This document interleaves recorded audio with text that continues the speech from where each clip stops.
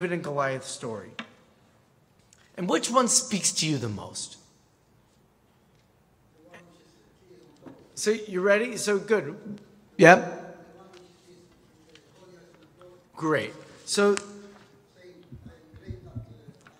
fantastic. And now that we have our sound up, I would like to say hello to everybody in the Facebook universe or wherever we are live streaming. And for anyone who has tuned in tonight to learn with us, we welcome you.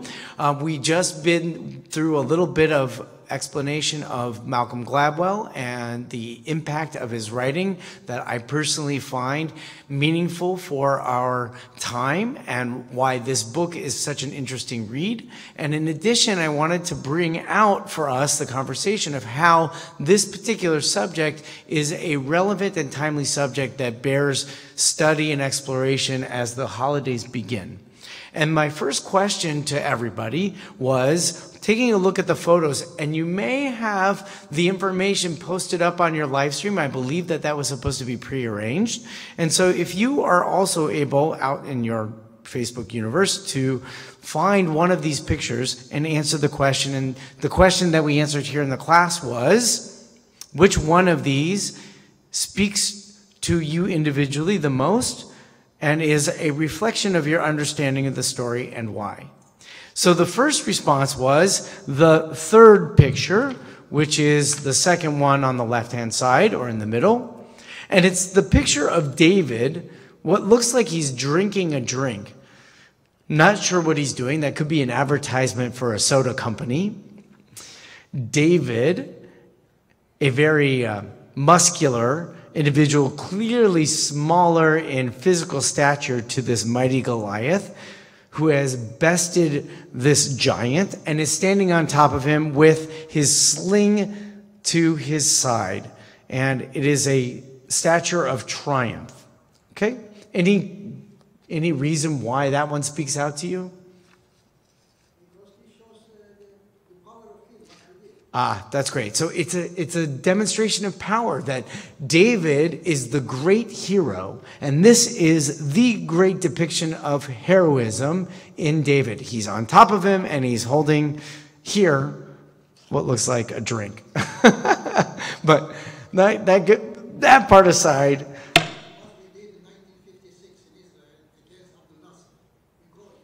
Yeah, exactly.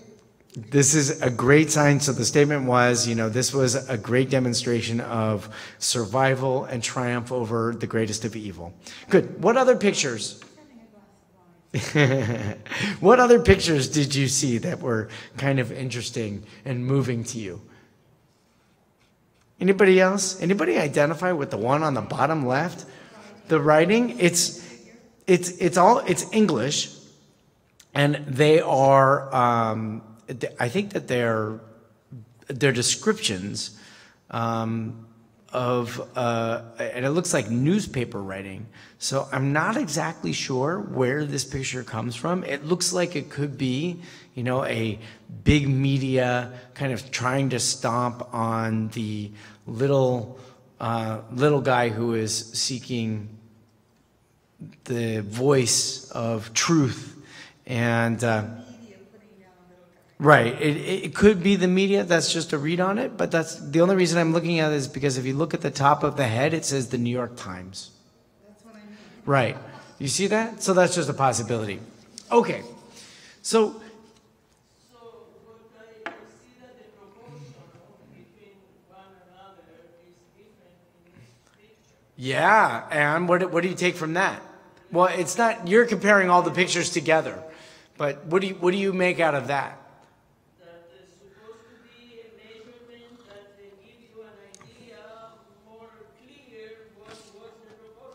Yeah, that's an interesting, so the comment was, the proportion of the individuals, the David and the Goliath, is different in each of the pictures, but more or less we could make the same conclusion. David is always going to be smaller than Goliath in the pictures. Right, that's good.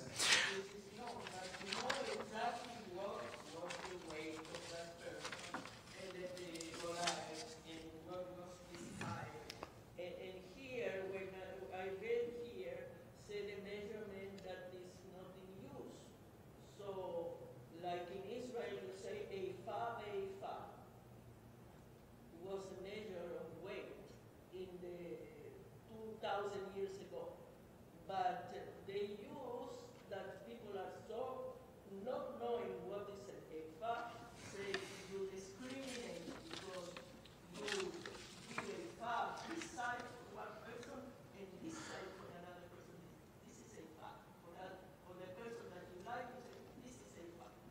I understand. Right. So it's unknown. Ah, As whatever they say, that is such a fascinating. or a foul, whatever, is what for? All right. That's a great point. So here's the comment. No equivalent. Here's the comment. The comment is that when you talk about the measurements or you look at the proportionality, we're just looking at the pictures, let alone the story. We're looking at the pictures. Part of the issue of proportionality is the relative nature of that measurement.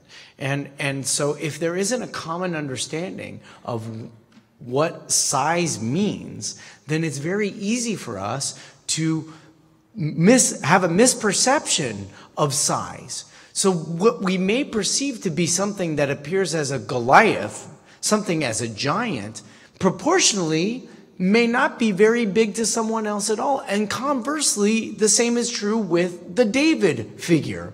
The size of David, while may have been physically smaller in stature, is only a relative term compared to the measurement of, say, perhaps the Goliath. And when you enter into that conversation, and we're going to get to that as we go a little further into our study this evening, when we get into that, one of the big things that prompted the writing of this book is how quickly we go into some desire for universal definitions of what makes something big and powerful and what makes something small and weak.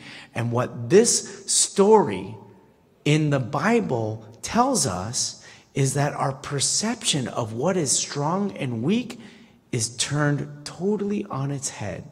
And maybe there is a universal definition of what measure of or value that we place on a human being can be defined between us that isn't based on some of the things that we would naturally, impulsively, instinctively choose, like the size of Goliath. Because he's physically imposing, therefore he must be more powerful. But we know what happens in the story. The David, who is small, a child, bests the great and formidable Goliath. Now, in order for us to get into what Malcolm Gladwell, I believe, has tried to write in this book, and what I hope that we can discuss a little bit later on together, I believe that we need to go back and read this story. Just by a show of hands, how many of you have ever read the story of David and Goliath in the Bible? Just by a show of hands. Not bad. How many of you have read the story of David and Goliath in the last 30 days? How interesting. It is one of these stories that you read once and you hold on to it. It's iconic. It's the eponymous example of heroism and of overcoming great challenge. Would you mind helping him? Yeah.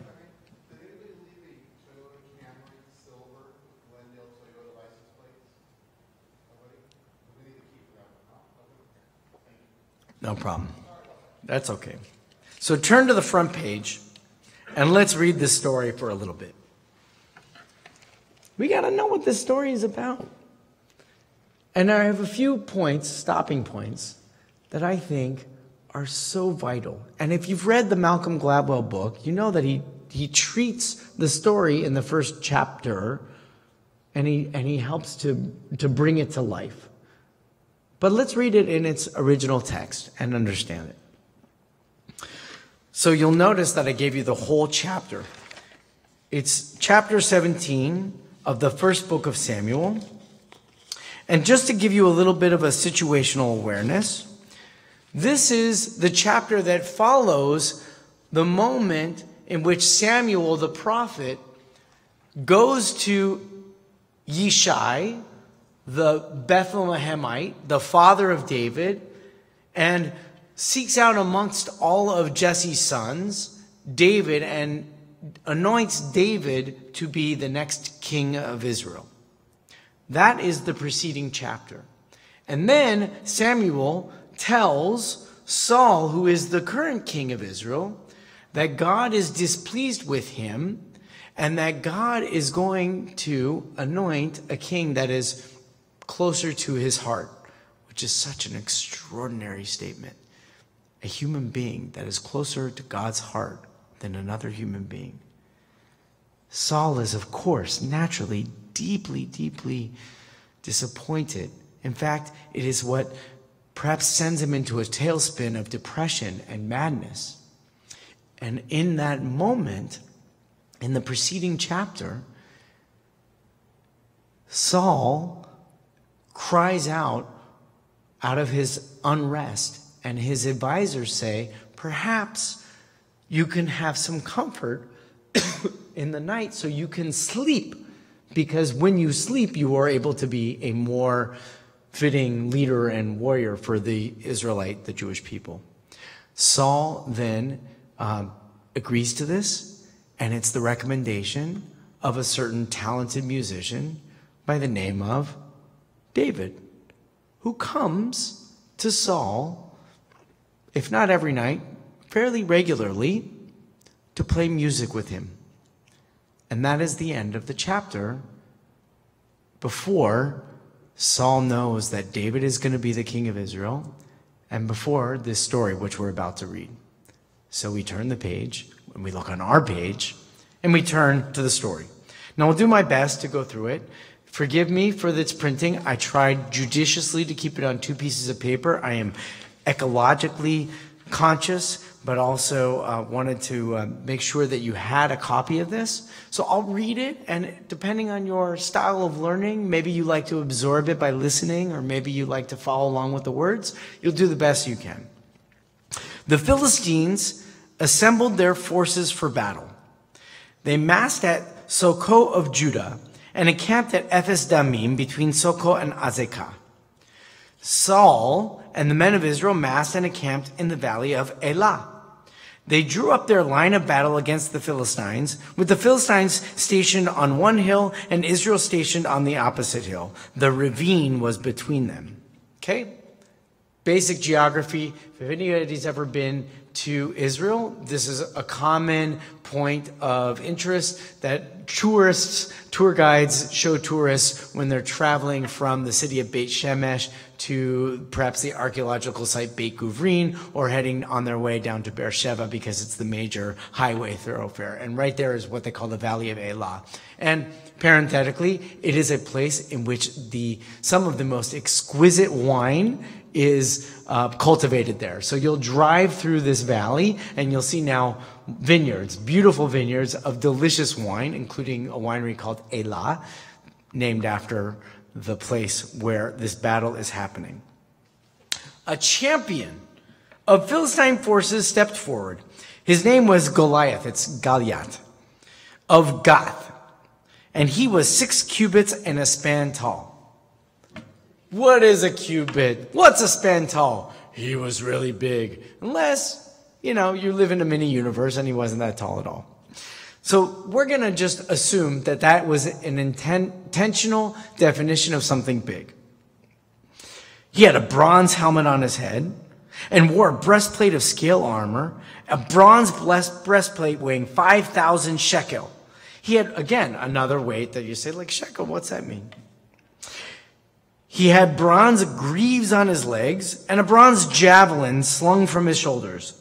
The shaft of his spear was like a weaver's bar, and the iron head of his spear weighed 600 shekels, and the shield bearer marched in front of him. Now, if you read Bible, you always have to be conscious of the amount of information and detail that is given in any particular time. How would you rate the level of detail that is given about Goliath's armor at this point? Was it a little? Was it just right? Or was it abundant? It's a lot. It is a lot on purpose. And one other piece from an important dimension of this story is that in the time of ancient Israel, bronze was a new metal that was used in manufacturing, and it was used in warfare. And so it was a sign of the most sophisticated warfare technology of the time.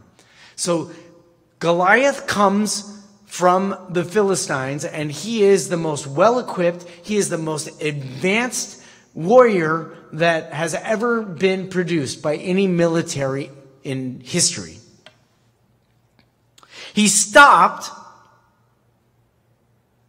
says that he stepped forward, so he stopped and called out to the ranks of Israel, and he said to them, "Why should you come out to engage in battle? I am the Philistine champion," and said to them, "and you are Saul's servants. Choose one of your men and let him come down against me. If he bests me in combat and kills me, we will become your slaves. But if I best him and kill him, you shall be our slaves and serve us." Okay, so Goliath has issued a challenge, basic challenge. Come, let's have a fight, one-on-one. You beat me, we are your servants. I beat you, you are our servants. Philistines and Israelites were battling all the time. If anybody wants to argue about modern Israeli history and its analogs to this moment, we can, but we'll save that for a different subject and a different time. But if there's any connection between those people and the Palestinians of today, you would say that's a lot of history of battling back and forth again and again and again. So, the Philistine ended. "I herewith defy the ranks of Israel. Get me a man and let's fight it out." When Saul and all Israel heard these words of the Philistine, they were dismayed and terror-stricken. So the beginning of the story is there is this specimen of the most advanced war machine history has ever seen. And he is calling out one of the members of the Israelite army in order to battle with him and in some kind of strategic discovery to finally settle the dispute between the Philistines and the Israelites. And then, as you see, I deliberately did a chapter or a paragraph break. The story changes. We don't know what happens next yet. The next word is David. David was the son of a certain Ephrathite of Bethlehem in Judah whose name was Jesse. Keep in mind that I just told you the last chapter had this incredible explanation of who David was and was already in relationship with Saul. He had 8 sons, and in the days of Saul, the man was already old and advanced in years. The 3 oldest sons of Jesse had left and gone with Saul to the war. The names of his 3 sons who had gone to war were Eliab, the firstborn, and next Abinadab, and the third Shammah, and David was the youngest. Okay, it said 3, David gets thrown in as the youngest. The 3 oldest had followed Saul, and David would go back and forth from attending on Saul to shepherd his father's flocks at Bethlehem. In other words, David is going night to night, playing music, going back, taking care of the shepherds while the older brothers are out fighting wars for Saul. The Philistine stepped forward morning and evening and took his stand for 40 days. 40 days. Yet, again, another measure that has relative understanding. Let's just leave it at a really long time. Jesse said to his son David, "Take an ephah of this parched corn and take these 10 loaves of bread for your brothers and carry them quickly to your brothers in camp. Take these 10 cheeses to the captain of the 1,000. Find out how your brothers are and bring them some token from them." Saul and the brothers and all the men of Israel were in the valley of Elah and in the war against the Philistines. The war that was not a war, by the way. Early next morning, David left someone in charge of the flock, took the provisions, and set out as his father Jesse had instructed him. He reached the barricade as the army was going out to the battle lines, shouting the war cry. Israel and the Philistines drew up their battle lines opposite each other. David left his baggage with the man in charge of the baggage and ran toward the battle line and went to greet his brothers. While he was talking to them, the champion, whose name was Goliath, the Philistine of Gath, stepped forward from the Philistine ranks and spoke the same words as before, and David heard him. When the men of Israel saw the man, they fled in terror. And the men of Israel were saying amongst themselves, do you see that man coming out? He comes out to defy Israel. The man who kills him will be rewarded by the king with great riches. He will also give him his daughter in marriage and grant exception to his father's house in Israel. David asked the men standing near him. Underline in your mind these next lines. What will be done for the man who kills that Philistine and removes the disgrace from Israel? Who is that uncircumcised Philistine that he dares defy the ranks of the living God? The troops told him the same words of what will be done for the man who killed him.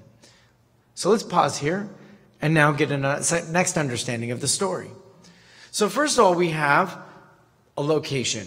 We have a Philistine who is well decked out and is challenging the Israelite army with sending their best warrior to see if they can overtake the Philistine battalions. And then it introduces David. And a shifting David, he's a shepherd boy. He plays music for the king. He's the youngest of 8 sons of Jesse. And he's running back and forth and bringing food to his brothers, which sounds very much like he's a helper. He's not a warrior. He's like his father. Right? His father's the kind and generous one who says, feed your brothers and take care of the men who are doing the work of the battle. Who is David? But then David asks a question. And he says, who's this guy? And look at what he says. Who is that uncircumcised Philistine that he dares defy the ranks of the living God? He doesn't come forward and doesn't say, who is this guy who dares threaten the army of Israel? Who is this guy who dares to abuse the Israelite people on our land? Who is this guy that argues that his strength and his might are more mightier than ours? He doesn't say any of that. He says, who defies God here? And in that moment of saying, who dares to defy God, the story takes a dramatic shift. So if we continue reading, when Eliab, his older brother, heard him speaking to the men, Eliab became angry with David and said, why did you come down here? With whom did you leave those few sheep in the wilderness? I know your impudence and impertinence. You come down to watch the fighting. But David replied, what have I done now? I was only asking. And he turned away. I love that. If you're reading this story, you're saying, remember, biblical literature is very careful about what it records. And here is a story in which they've taken time to have an argument between an older brother and a younger brother. And the thing that the older brother says is, what are you doing here? Which seems totally natural. You're going to get yourself killed. We're the older brothers. We're the ones who are strong and ready to defend the people of Israel whenever needed. And you're just a boy. You're not ready for this great task. And look at you, you little boy. You're impudent and impertinent. You never pay attention. You never follow the rules. You never follow the rules. And what does David say? What have I done now? I was only asking, who's this guy? And he turned away from him towards someone else. And he asked the same question, and the troops gave him the same answer before. So basically, David ignores his brother, and he goes and he continues to ask this question about Goliath. The things David said were overheard and were reported to Saul, who had him brought over. David said to Saul, let no man's courage fail him. Your servant will go and fight that Philistine. But Saul said to David, you cannot go to that Philistine and fight him. You are only a boy, and he has been a warrior from his youth. David replied to Saul, your servant has been tending his father's sheep, and if a lion or a bear came and carried off an animal from the flock, I would go after it and fight it and rescue it from its mouth. And if it attacked me, I would seize it by the beard and strike it down and kill it. Your servant has killed both lion and bear, and that uncircumcised Philistine shall end up like one of them, for he has defied the ranks of the living God. David's reason for going to battle against Goliath is what? It's not to show that he is old enough and strong enough and capable enough of fighting the war just like his brothers. But he is standing for some kind of principle. There's some kind of reason that David is choosing to engage in this battle in this way. And that is the intention of the story. The crux of the story is not just did David show up at the time and he was a casual observer of the battle taking place. And because there was nobody who was courageous enough to go forward, this young, courageous man decided to put aside his fears and go up against the mighty Goliath. David has, before he even enters onto the battlefield, a reason to be there. That is an essential point of this story that sometimes we miss. We want to tell the story of the great Davids and Goliaths. When we think about it, it's all about the underdogs.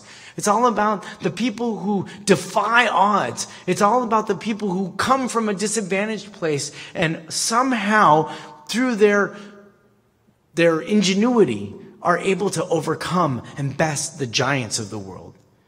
And just like this story is telling us that David has a deeper value in mind when he enters the battle, so too does Malcolm Gladwell see that moment as a pivotal moment in trying to understand what is the nature of human beings when they face adversity, and what is the nature of a society that creates Goliaths and Davids in our world today.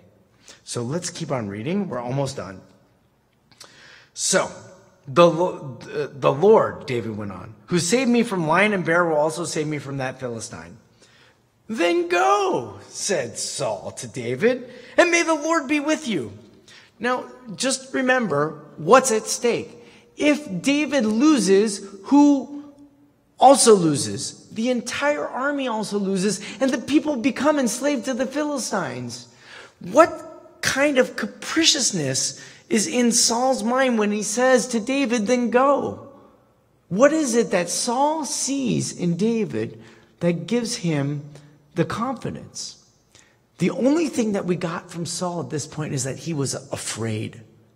And through his fear, nobody else would come forward. And here is somebody who was courageous enough to put his own life at risk. And Saul says, go. So Saul said to David, and may the Lord be with you. Saul clothed David in his own garment, placed a bronze helmet on his head, and fastened a breastplate on him. David girded his sword over his garment. Then he tried to walk, but he was not used to it. And David said to Saul, I can't walk in these, for I'm not used to them. Wonderful biblical literature. This is so conversational. This makes a great movie. The rest of the Bible is terse. Why do we need to know that David can't walk in them? Because the very next lines, what does he do? David took them off. He took his stick, picked a few smooth stones. By the way, the word in Hebrew is chamisha. He took 5 stones. Interesting little point of trivia. From the wadi, put them in the pocket of his shepherd's bag, sling in hand, and he went toward the Philistine. The Philistine, meanwhile, was coming closer to David, preceded by his shield bearer. When the Philistine caught the sight of David, he scorned him, for he was but a boy, ruddy and handsome. Another very interesting detail that's totally unnecessary. Who cares if he's a good-looking kid? Why does that matter? Let's keep on going. And the Philistine called out to David, am I a dog that you come against me with sticks? The Philistine cursed David by his gods. And the Philistine said to David, come here and I will give your flesh to the birds of the sky and the beasts of the field. I believe they call that talking smack in modern parlance. David replied to the Philistine, you come against me with sword and spear and javelin, but I come against you in the name of the Lord of hosts. This is not a battle just between two surly, brutish human beings. This is a battle of God and religious identity and of social organization around a sense of faith and a sense of loyalty to the God of Israel. I will kill you and cut off your head. And I will give the carcasses of the Philistine camp to the birds of the sky and the beasts of the earth. All the earth shall know that there is a God in Israel. And this whole assembly shall know that the Lord can give victory without sword or spear. For the battle is the Lord's, and he will deliver you into our hands. So we know the rest of the story. When the Philistine began to advance toward him again, David quickly ran up to the battle line to face the Philistine, put his hand in the bag, took out a stone and slung it. It struck the Philistine in the forehead. The stone sank into his forehead, and he fell face down on the ground. Thus David bested the Philistine with sling and stone. He struck him down and killed him. David had no sword. So David ran up and stood over the Philistine, grasped his sword. That would be Goliath's sword. And he pulled it from his sheath, and with it he dispatched him and cut off his head. When the Philistines saw that the warrior was dead, they ran. Okay, end of part 6. That is an extraordinary moment, right? We think that it was just the sling moment and the cutting off the head that makes this battle so great. But first, we had to hear this essential piece. When David goes to battle, it's not about his cunning and it's his ingenuity, although those are very important pieces of the story. That's what enabled him to succeed. But the reason that he was going to battle was because he was going to fight for the Lord of hosts, the God of Israel. The men of Israel and Judah rose up with a war cry, and they pursued the Philistines all the way to these places. And the Israelites returned from chasing the Philistines and looted their camp. David took the head of the Philistine and brought it to Jerusalem, and he put his weapons in his own tent. When Saul saw David going out to assault the Philistine, he asked his army commander, Abner, "Who is that boy, Abner?" And Abner replied, "By your life, your majesty, I do not know." Why is Saul asking who David is? Wasn't David the person who was singing to him night after night, and to calm his nerves? Didn't he just ask him a chapter earlier what his name was, and didn't he give it to them? Why is Saul asking him this? Let's finish. Then find out whose son that young fellow is, the king ordered. So when David returned after killing the Philistine, Abner took him and brought him to Saul with the head of the Philistine still in his head. And Saul said to him, "Whose son are you, my boy?" And David answered, "The son of your servant Jesse, the Bethlehemite." And that concludes the chapter. Why did Saul not know who David was? Why do you think?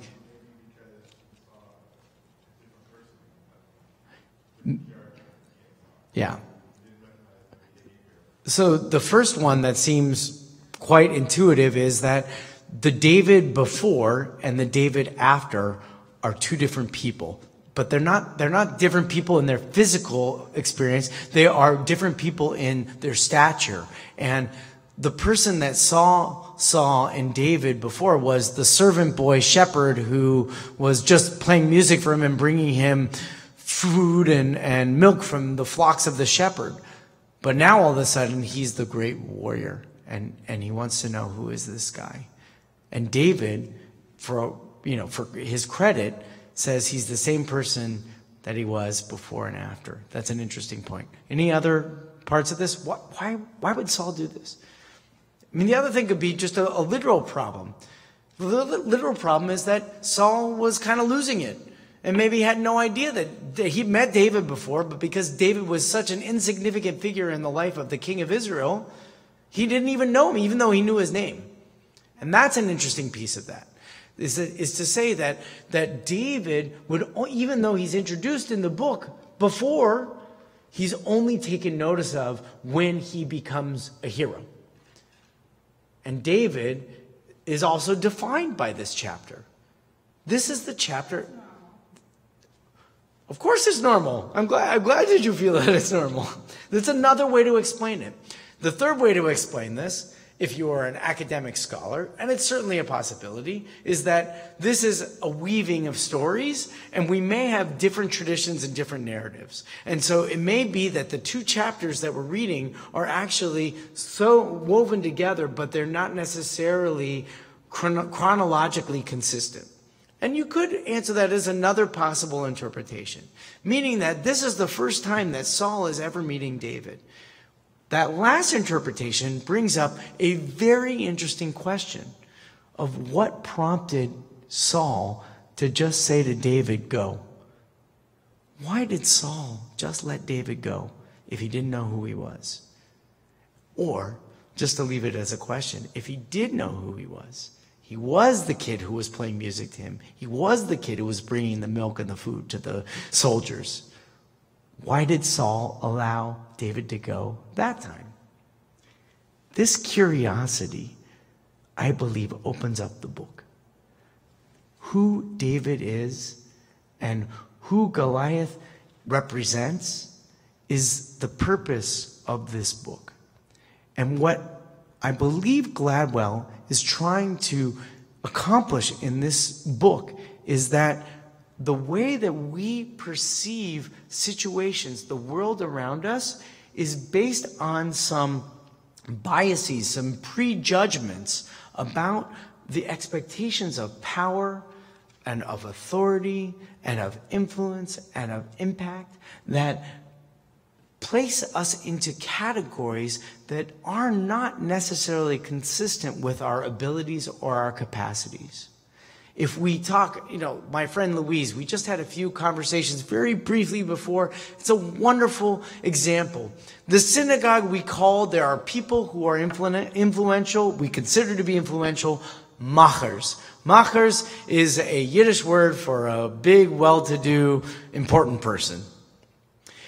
And you would think that in a synagogue community, that the people who are the machers are the people that give most generously, that sit on the board of directors, that tell the rabbi what to do, that are present and are active in the machinations of the synagogue community. What's extraordinary about the synagogue and what's extraordinary about the definition of a macher is that a person can be considered a macher because they're present, because they're active, because they show up, because they help, because they're known for their role that they play. To be called a macher in a synagogue, under that definition, is a compliment. It means you really do have influence. But the influence that you have isn't based on some conceptions of the trappings that we have in our society. That person with more wealth, a person with more overt power, a person with a loud, bombastic voice and a strong will is the one who makes the most change. This book and that idea and what we're reading from this story is it is a revolutionary counter-argument to that. It's this notion that to be fully human does not mean to neatly fit into the categories of the most powerful, determine the rules and ways of being for everyone else. It's not that the person who is clad with the most advanced materials of warfare that have ever been seen in history wins the war. The story is he loses. And he loses to a kid who has a sling, which is the most simplistic tool for battle, if you even use it as a tool for battle, that could be possibly imagined in opposition to the greatest tools of warfare of our day. Let me pause for a second, comment, and then let's get into the book. Yeah.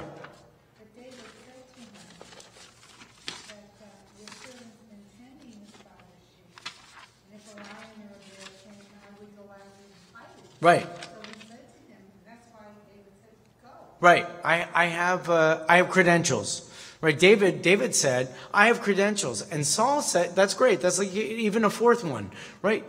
That David was able to persuade Saul with his resume. I've bested lions and bears. I can best this 6'10" giant, whatever he is. Right. I know how to do that because I can take bears who steal my sheep.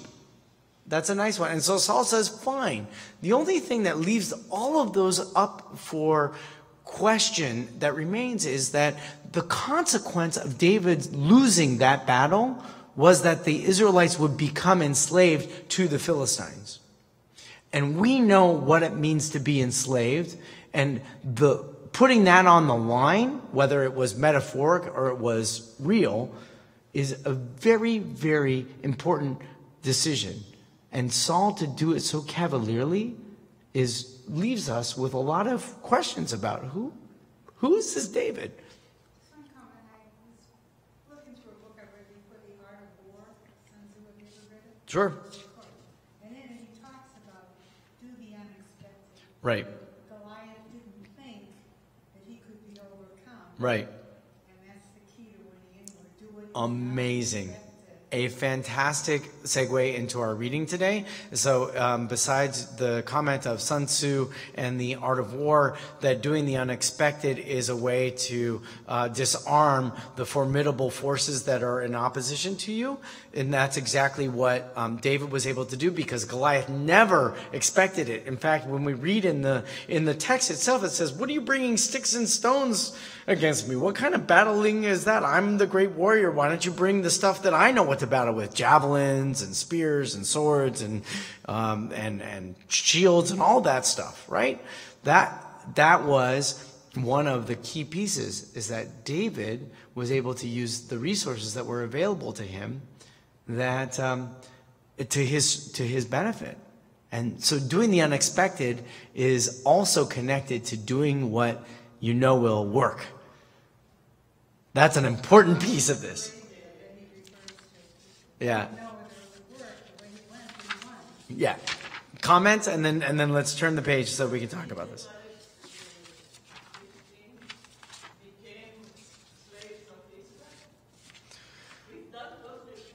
Right. Did it happen? You have to keep on reading. Not exactly. No, it's a great question. Yeah, it's a wonderful, wonderful question. So does it really happen that the police team, forget the, I know, let's not move it to today, because that's not the subject. But in that moment, what happens is unclear. Actually, the story goes a different way. And what happens is the rabbis of the Midrash, they pick up that question. Because that is, first of all, it's a ridiculous presumption. It's a ridiculous proposition. Why in the world would one battle between two individuals give over entire armies and peoples to be enslaved to others? Who would ever allow that to be the case? So the only person who really established that was Goliath. It's not like the king of the Philistines came forward and said, "I make this deal with you." So what happens later is David goes, and according to the rabbis, and he talks to the king, and they realize the ridiculousness of this, and David actually escapes without being, because he comes in to say, "Hey, you guys are my slaves now, right?" And they say, "No, you're not," with the spears, and he's about to be killed by 20 of the king's guards. And so he feigns madness in order to get himself out of trouble.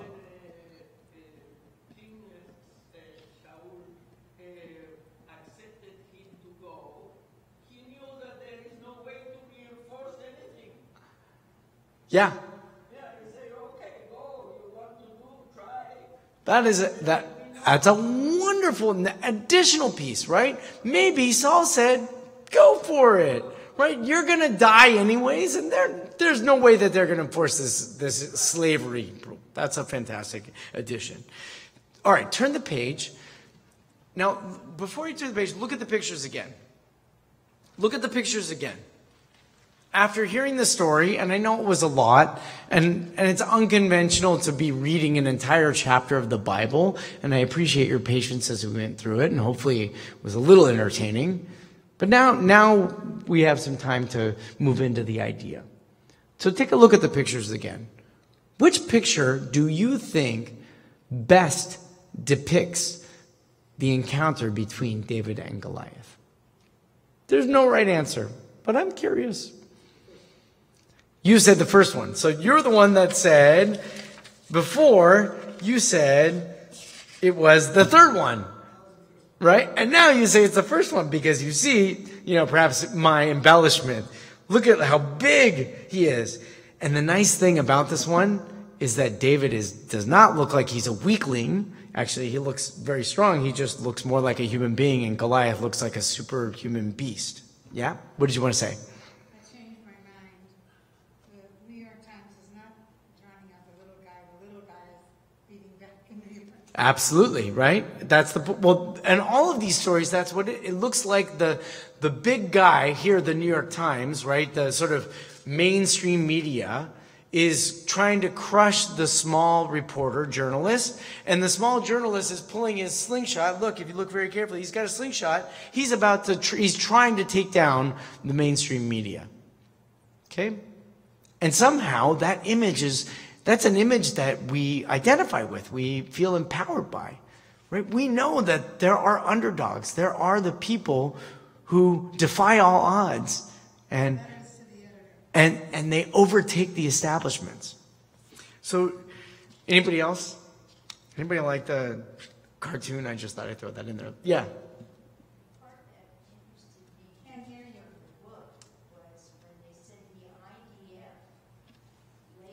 Right. Took the measurement and said that this was such a wonderful thing and could absolutely pinpoint that could happen. Right. With a stone and a slingshot. Right. The opening chapters of the book are wonderful. He does a little bit of kind of like a technical analysis of, was this really possible? And they do surmise that it's really possible. The only thing that's really nice, just to add about the sort of present day reality, is that there is a defense system in Israel, which is an anti-missile system called the David Sling. And it's the same thing. So if there is a tremendous attack from one of the neighboring nations in which they launch these, very dangerous missiles from long distances, the David Sling is the one that would be able to intercept. It's an intercepting kind of missile defense system. Fascinating stuff. All right, so let's turn the page. Let's look into the book a little bit. So if you haven't read the book, I really hope that after tonight you'll take it and you'll pick it up. The reason that the book is great is because it is anecdotal, and with every chapter there are stories, multiple stories that try to elucidate the message that's being conveyed. Tonight, all I want to focus on for the remaining time of our learning together, what I want to be able to focus on is I want to focus on what I think are the themes, what I think is the message. And the way to do this best is to begin with the final paragraphs of the book. So look at the first thing, which is the final paragraphs of the book, page 274. It's a 276-page book. And this is what he says. This, I believe, is the summary of the entire book. It was not the privileged and the fortunate who took in the Jews in France. And we'll tell the story about the Jews in France in 1943 and what he refers to. But it's one of his examples. It wasn't the privileged and the fortunate who did that. It was the marginal and the damaged, which remind us that there are real limits to what evil and misfortune can accomplish. There are real limits to what evil and misfortune can accomplish.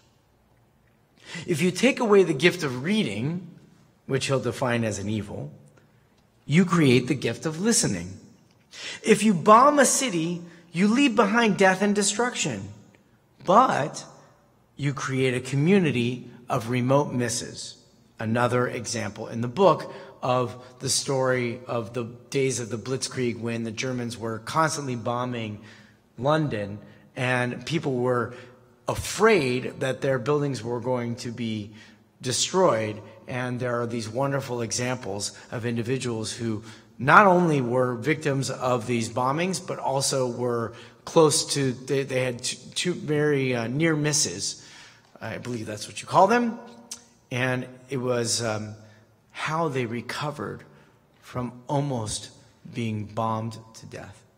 That is of interest. If you take away a father or a mother, you cause suffering and despair.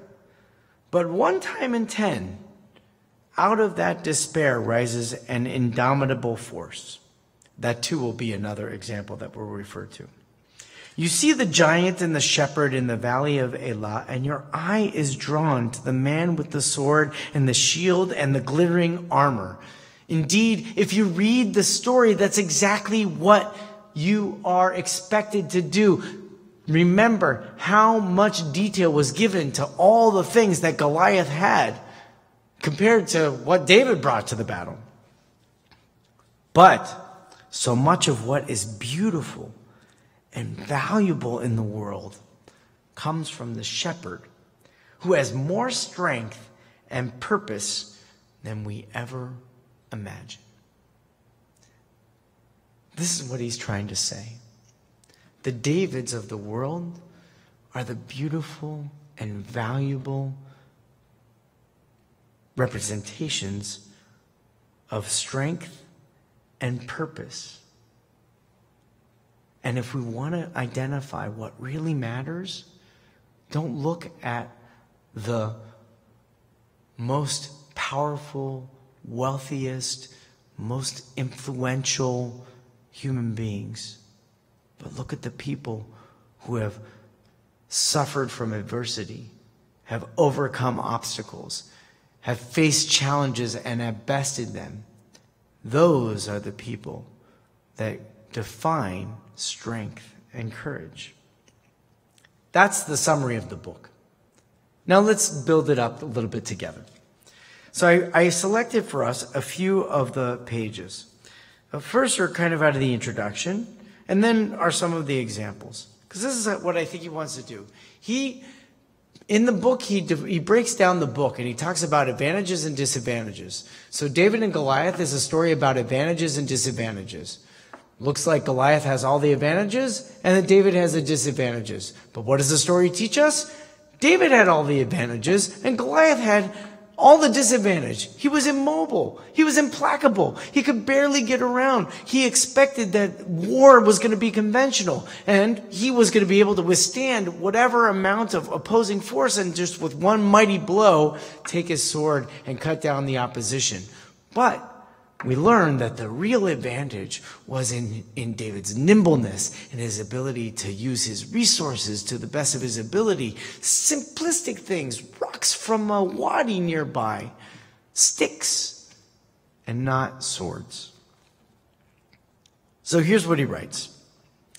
Second bullet point. David and Goliath is a book about what happens when ordinary people confront giants.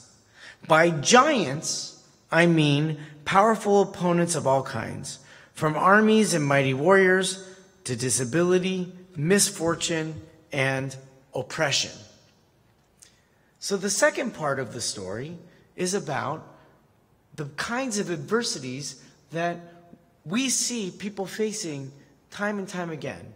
So he's going to give examples of kids getting into college and the expectation that if you go to Harvard University, that almost assures you of being a success in life. But when you do the analysis, it reveals that you can be a top student in an unknown university, and your contributions to the society around you are not only on par with the average or better than average students at a Harvard University or an MIT or a Stanford or any of the top schools in the country or the world, but in some respects even better. Because if you're the best student in the class and you're the mediocre student in the class, then you'll be the best contributor to society around you, or you'll be for lack of a better word, a mediocre contributor to the world around you. Same things he does with artists. Same thing that he does with physicians. And this next piece is about human adversity, talking about people with dyslexia, talking about people who lose their parents, all these things that beset human beings and psychologically, emotionally, intellectually would hamper people's abilities to be successful in their lives. These are all strengths and assets that are transformative to these people and turn them into the most successful lawyers, the most successful doctors, the most successful artists, the most successful teachers. This is what it means to live in a David and Goliath kind of world, and what it means to align yourself with the figure of David and not of Goliath. I'm going to pause just for a moment. How are we doing? Do you understand what that last point? It's a very essential point. We have our nature. We're going to talk about this. It is in our nature. This is in the book as well. It's in our nature to want to be Goliath. We want to be Goliath. We want to be the most implacable, immovable, strong, well-fortified human beings that we can possibly be. But the world has its cruelties, and the world causes sufferings, and the world brings its challenges, and all of us face those challenges. And if we do not have the proper tools of resilience or the proper visions of strength and the opportunity to overcome the obstacles that we beset us, we will become the failures that we perceive ourselves to be. And the book is all about how much stronger we are because of the adversities that we face. Yes? I live this at the time of the Six-Day War in Israel. We saw on TV the demonstration that was in the street of Cairo, that was million people saying death to the Jews, and they were with skeletons and all kind of decorations, how they would kill all the Jews to sweep the land. And everything was, I passed my days with my two little girls in a bunker that was in the school where I work. And we were already praying that we are going to die. There is no escape. So much, so big armies, so many against us.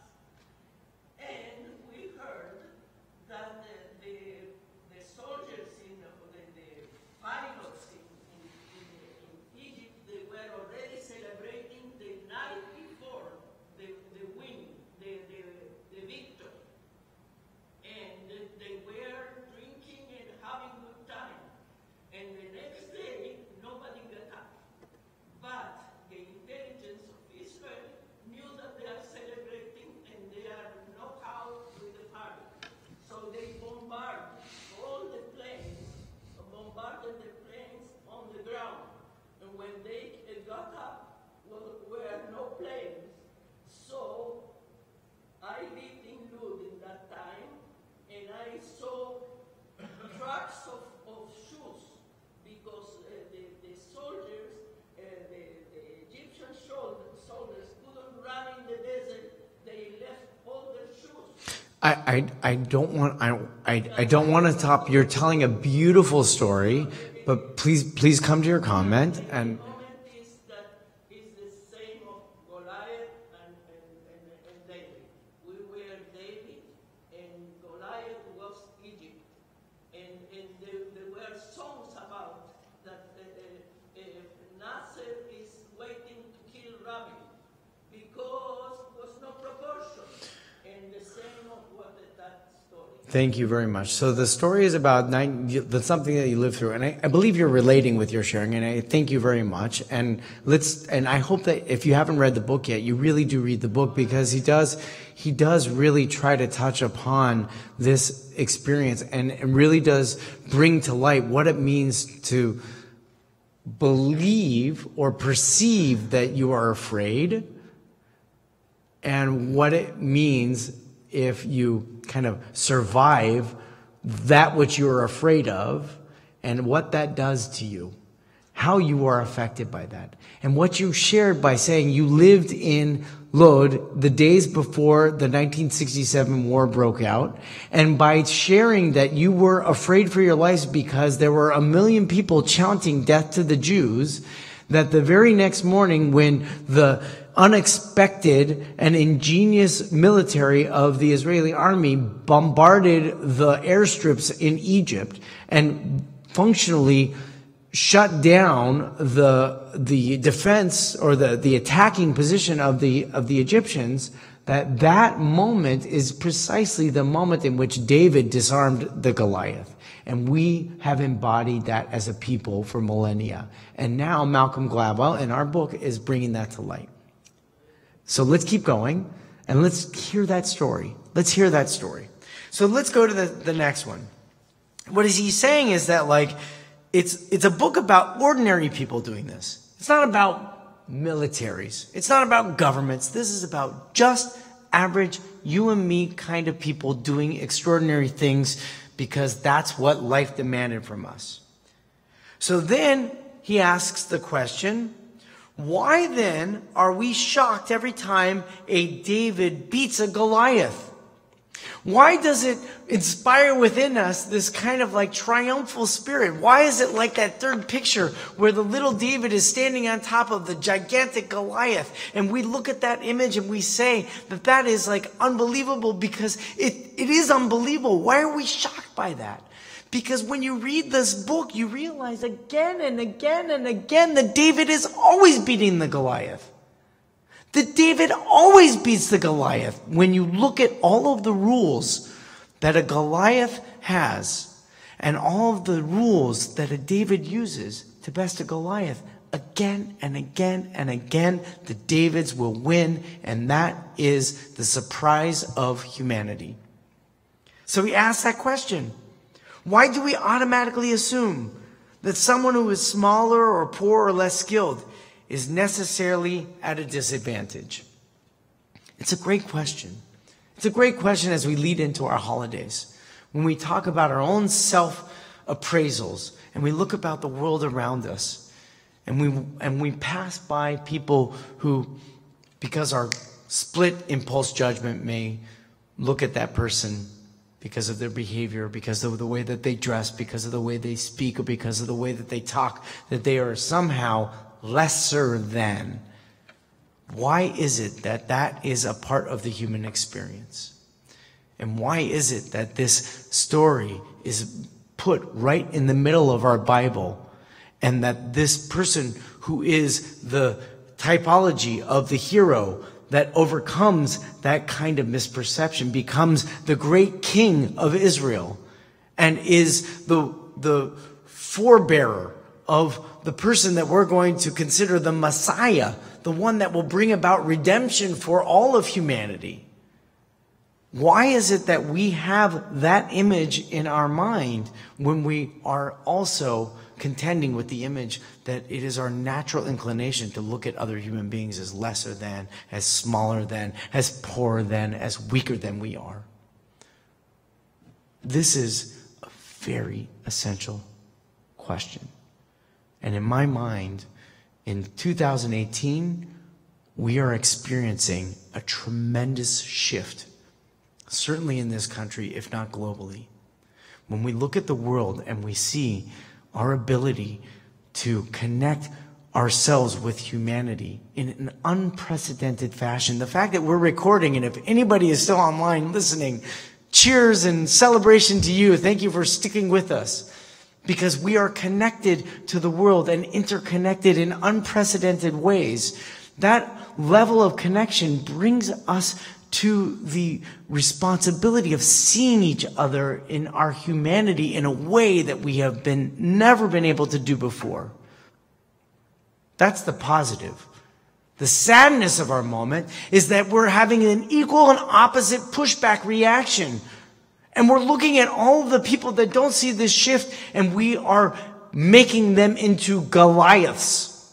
They are powerful, intractable forces for which we cannot fight against. And yet, this book could not come at a better time, because that's exactly what we have been doing generation after generation. It is built into the book that we as human beings have a responsibility to overturn that misperception, that perceived imbalance of power, and to restore a sense of humanity that our world is more capable of presenting. That's what this book is beginning to reveal to us. That's what you read when you read in this. I'm not sure if he saw that himself, but I think when you start to study this and see the other forces that are around in our time, it's more than just a curiosity. It's more than just a delightful exercise of the mind. We are living in this time in which that kind of change is possible. So keep on reading with me. He says, we have, I think, a very rigid and limited definition of what an advantage is. We think of things as helpful that actually aren't, and think of other things as unhelpful that in reality leave us stronger and wiser. So for him to make a statement like this, that like, everything isn't the way that it seems. What's he talking about? Here, he's talking about what advantages are. Right? So you would think that if you have good schooling, or if you given access to the great academies or the salons in France at the time when the Impressionist artists were starting, or you are a medical professional trying to cure childhood leukemia, or if you are the Jews of France and you're living under the terribly oppressive Vichy regime in the late mid-1940s, the late part of the war, and the Nazis are knocking on the door in France, and you're Jews and you're fleeing it to a community, and there is a Huguenot priest and a priest community that hides hundreds of Jews and openly and defiantly rejects the imposition of the Nazis to turn the Jews over to them. Those kinds of things that are a part of this book, when you look at all of these sort of situations, are perceived as disadvantages and advantages, right? And what he's saying here is that our definition of what makes an advantage, the Nazis, the Vichy regime, the medical establishment, the salons of France, the schooling systems of this country, the 3 strikes law in the state of California. You'll read the book again and again and again. Those things that we think as helpful, they are the things that enable us to accomplish things. They're actually things that are a detriment to us. Right? Having all of the privilege, and when you are at a disadvantage or when you are challenged and you have to respond to the difficult circumstances, that's what makes you stronger. That's what he's saying right there. Does that make sense? I went all the way around. Let me say it again. Okay? I went all the way around, very simply. Advantages are what we perceive to be when you have power and influence and strength. And disadvantages are when you're poor and you are marginalized and you are damaged or weakened. What this story says is that our definitions of what advantages or disadvantages are wrong. And what makes an advantage isn't based on having more versus less, but it's about how you use what you have. That's what he is trying to teach here.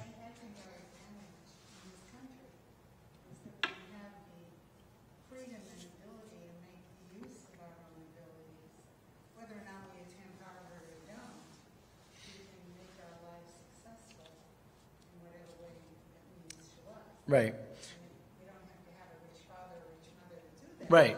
That's exactly it. If you want to do it, you have the freedom and the ability to do it. It's a fantastic comment. So the comment is, the thing about living in this particular country, right, and in this particular time, which, in many respects I believe is kind of a theme that is making its way around the world. Okay, while we still see lots of places pushing it back, there's a lot of hope about that as a way of becoming. Is that the ability of the individual, the ability of a group of concerned citizens make a difference. Those kinds of things are what makes this country great. And that's exactly what he's trying to say. This is possible in a country like ours. It's not possible in an oppressive regime in Afghanistan or Saudi Arabia, which is a very interesting place right now, where they're trying to bring some of this, but at the same time live under an incredibly oppressive leadership, structure of leadership. When the game becomes about effort over ability, it becomes unrecognizable, he writes. You have to be outside the establishment, a foreigner new to the game or a skinny kid from New York at the end of the bench, to have the audacity to play it that way. So what he says, and basically is what you were saying as well, is that you have to have effort. It's not about the privileges that doors that have been opened for you give you. It's about what you do that matters. So the point of the example that I gave before in the book that he gives is that if a Harvard economics graduate is measured by how many professional papers that he or she writes, the proportion of papers that a top Harvard graduate writes is comparable, equal to the top student of a nameless university. Because if you're a top student and you have a good idea, that's what the world wants. They don't want Harvard graduates. They want ideas. And that is what makes this world potentially great. It's the Goliaths that get in the way that prevent us from being able to achieve that. So he writes. So we're going to move on to the next one. And I love you, and I'm going to skip over that, Marcia. That the best students from mediocre schools were almost always a better bet than good students from the very best schools. Sounds like an incomplete sentence. That's another thing that he was teaching about in the school system. The best students from mediocre schools were almost always a better bet than good students from the very best schools. If you are an employer looking for the greatest new talent in the world, you look for the best students no matter what school they come from. He continues. This is towards the end. But the best answer is one that David and Goliath has tried to make plain. That wiping out a town or a people or a movement is never as simple as it looks. The powerful are not as powerful as they seem, nor the weak as weak. This is the story about André Trocmé, who was the minister of Les Chambon, which is the next paragraph, the next quote that I'm going to refer to. They brought in hundreds of Jews. They said vocally and outwardly that they were not going to be giving up their Jews. They enrolled their Jews in the schools in this very small town in a mountainous region of Eastern France. That is an emblem of overcoming power with this kind of sense of effort, sense of moral courage, sense of justice. It's the voice of David saying that I'm not battling you with my strength. I'm battling you with my idea. And my idea is the God of Israel is a triumphant God. When the first refugee of these Jews, if you haven't read the book, it is so powerful, appeared at her door, Magda Trocmé, the pastor's wife, said it never occurred to her to say no. So if a Jew knocked on the door and said, I need shelter, it never occurred to her to say no. I did not know that it would be dangerous. Nobody thought of that. Now this is italics from Malcolm Gladwell. I did not know that it would be dangerous. Nobody thought of that? He questions, who would say those kinds of things? In the rest of France, all people thought about was how dangerous life was. But the people of Les Chambon were past that. And here is, I think, the beginning of this great journey that I see in our time. With our unprecedented capacities to connect, with our unprecedented abilities to make David's triumphant in a world of Goliaths, we are moving in a place where the things that cause us fear and perhaps force us to act against what we consider to be our best judgments because we want to protect ourselves, they are slowly disintegrating, melting away. I am incredibly hopeful for this. When you read this line, but the people of Les Chambon were past that, it is to say that they didn't even give a thought that fulfilling their responsibility of taking care of people who were being chased and whose lives were being threatened, they never thought for a moment that putting their own lives at risk would have been the wrong thing to do. They never thought that that's the way that people should act. If that's true, we live in a time where we have that capacity to never think that our responsibility to care for those who are downtrodden and those who are neglected and marginalized and those disadvantages which afflict and create imbalances in our society, that those are not the sides, those are not the issues that we shouldn't take up for fear of reprisal or for fear of not being accepted. On the contrary, we're living in a time when not only are those the right things to do, but that is the way that we are to behave. This is the way that we are moving as a human people. And in my greatest optimism, you get a little bit of my hopefulness, a little bit of my sermon, that this is what we as Jews have been holding on to as treasured truth for millennia. It's what's enabled us to overcome the greatest of adversities. And it is now, perhaps more than any other time in history, our opportunity and responsibility to share that hope. I want to leave you with one piece from the tradition. There's so much that the tradition brings to light about this subject, but just read the last one. It's a little rabbi-ish. Fear not, in quotation marks, you worm Jacob and you men of Israel. Don't be afraid, Jacob and you men of Israel. This is coming from the book of Isaiah, who is predicting, he is prophesying the destruction of the temple in Jerusalem, the first temple. This is 2,500 years ago. Just as the worm, the rabbis teach, only has its mouth with which to smite the cedar. In other words, you give worms to a cedar tree, and after a while, worms will eat the cedar tree down. So Israel only has prayer. Like I said, this is my rabbi moment. Prayer, don't read it as the Shachrit and the Mincha and the Musaf Amidah, but read this as the strivings of David, who walks up to the Goliaths of the world and says, I'm going to best you not because I'm stronger than you, but I'm going to best you because that's what the God of Israel does. That kind of prayer. Likewise, Scripture says they were sore afraid, and the children of Israel cried unto the Lord. This is Exodus. Pardon, I forgot the quotation. Exodus 14. So just after they had been redeemed from slavery in Egypt, they're standing at the Red Sea.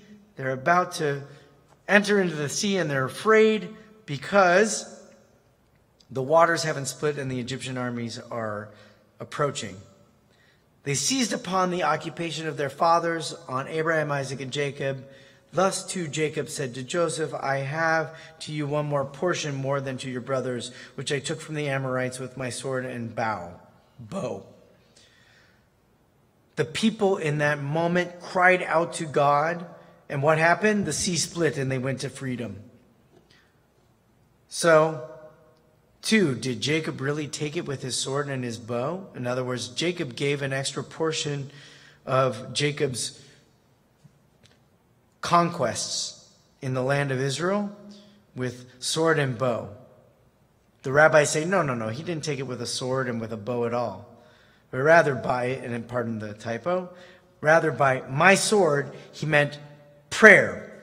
And by my bow, he meant supplication. In other words, the rabbis are teaching that to defeat the Goliaths of the world, especially today, does not require formidable forces and the most sophisticated weapons technologies, but rather this kind of like prayerfulness, this kind of like belief, this kind of confidence that the way of our people, the truth of our people, is a truth that the world needs, the world deserves. So he concludes, likewise, David said to Goliath, you come to me with a sword and with a spear and with a javelin, but I come to you in the name of the Lord of hosts. If David could do it, I don't see why we couldn't either. I think that's the message of the book, because ordinary people have been doing it for a long time, and so too all of us who have been here learning tonight. So before we conclude, any questions, comments, reactions to anything? Yes. You mentioned something about our ability to connect today. And I've been seeing you in social media and all that. Am I wrong? Well, I would say even more so, like, All that connecting. yeah, Saying something, No. but you're not getting feedback. I would say that's one of many different kinds of things. The fact that I can get news to the minute of what's happening in Indonesia, and sadly there was an earthquake, and I found out about it as the moment that it happens. And then I also find out that relief teams all around the world are going to bring relief in the destruction of an earthquake that racked the Indonesian islands. That's what I'm talking about. Or I'm talking about, if we want to make it a Jewish one, I'm talking about in Haiti, there was an earthquake in Haiti about a decade ago. And the first responders were Israel. How did Israel find out about an earthquake in Haiti, which is an island in the middle of the Caribbean, 2,000 miles away?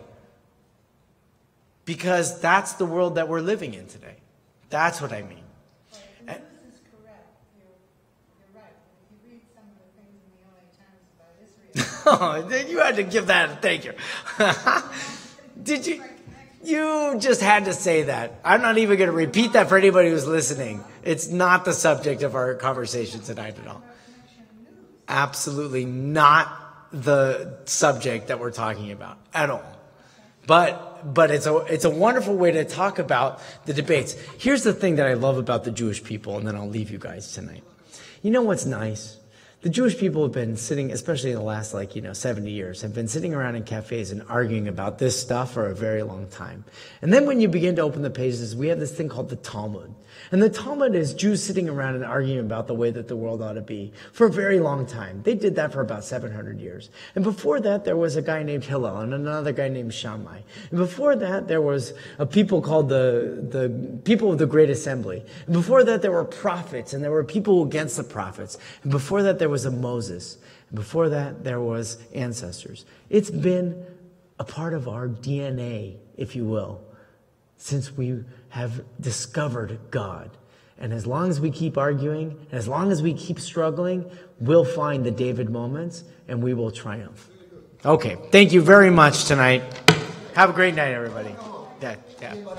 Thank you. it's very strange. I had lunch today.